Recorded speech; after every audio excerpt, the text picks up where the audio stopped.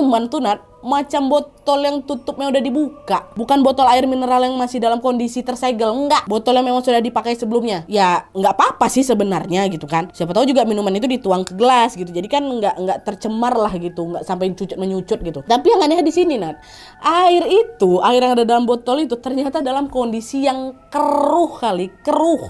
Bahkan sampai ada macam lumut-lumut, nggak tahu lah apa yang kecil-kecil itu, air sampai bawahnya agak menguning tuh ada dalam air tuh. Ada kepatot kami minum air tuh, kan nggak mungkin. Iya betul-betul dalam kondisi yang sangat tidak layak untuk diminum gitu. Akhirnya Rosa bilang, Del, kita buang aja lah air nih Del. Agak lain nih Bu, ini kurasa entah air mana nih, air dijemur entah air udahlah kita buang aja lah yuk, kata si Rosa. Dela pun udah buang aja lah. Memang tak betul ibu nih. Dan akhirnya mereka berdua pun sepakat membuang air tersebut ke cucian piring. Terus botol yang mereka buang ke tempat sampah.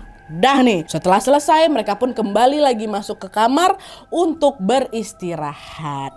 Tapi ternyata air yang mereka buang itu justru menjadi penyebab terjadinya sebuah teror puncak yang berkali-kali lipat lebih ekstrim lagi. Aduh, ini lebih merinding lagi, Masya Allah. Nah, pada suatu malam ketika mereka semua sedang tertidur lelap, Della tiba-tiba mendadak terbangun gegara. Dia dikejutkan sama suara perempuan tertawa lirih dari pojok kamar dia. Tapi awalnya Della mikir itu cuma suara yang berasal dari gangguan mistis macam biasa tuhnya. Tapi ternyata dugaan Della ini salah besar karena ternyata suara itu bukan suaranya makhluk halus, melainkan suara siapa? Suara kawannya suara Rosa. Pada saat itu Della melihat dengan jelas bahwa Rosa tertawa-tawa lirih dalam posisi, bayangin nih posisi menunduk sambil memeluk kedua lututnya. Aku kalau lagi nggak hamil ku praktekkan depan kalian yang kayak lagi meluk tuh. Kayak gitu dia ngapa nak nih? Belum sempat Della negur Rosa langsung diangkat dia kepala dia kan. Terus tersenyum nyeringai dia ke arah Della. Ulah. Kayak gitu. Nengok Rosa kayak gitu, barulah aku langsung dilanda ketakutan besar-besaran ya kan. Dan ketakutan Della pun semakin bertambah lagi ketika Rosa bertanya dengan lirih, kenapa dibuang? Pertama suaranya pelan tuh tapi lama-kelamaan suaranya terdengar semakin nyaring dengan mengucapkan pertanyaan yang sama. Kenapa dibuang?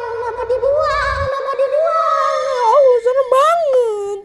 Tapi serem sih ini sumpah. Ya Allah. Dah dia ngomong kayak gitu Rosa langsung berdiri nih, melotot dia ke arah si Della. Della sempat kenahan, Ros, kok nggak apa-apa kan? Ros, ngucap. Dan setelah Della bertanya demikian, kalian tahu Rosa tiba-tiba kayang dia dia kayang berjalan macam diputarnya kosan. Ya Allah, tuh bayang diputarnya kos-kosan dia tuh Lalu sambil kayang ini si Rosa ngomong apa? Minum, mati katanya. Ya Allah, suara tersebut diucap berulang-ulang sehingga terdengar sangat menusuk kali di telingaku Nat. Belum sempat aku bereaksi apapun, Rosa yang tadinya kayang ini tiba-tiba berhenti. Dia tepat di depan muka aku sambil kayang dari Nat dikejarnya muka aku kan. Jadi terbalik memang muka yang kalian bisa bayangin kan. Dan sesaat kemudian Rosa berteriak kencang sambil mengucapkan satu kalimat, mati.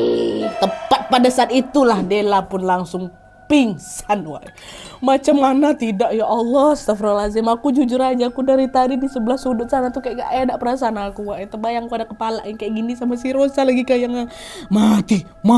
Ya Allah, Masya Allah, astagfirullahaladzim.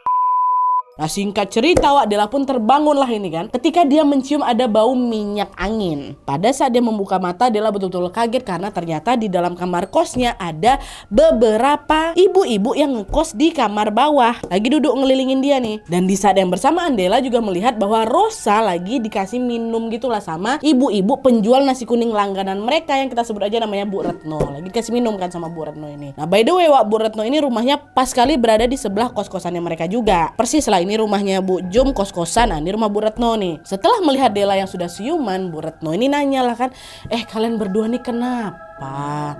Lagi bertengkar ya? Janganlah suka bertengkar gitu, apalagi temen kosan katanya gitu. Bertengkar Hah? Enggak Bu, enggak.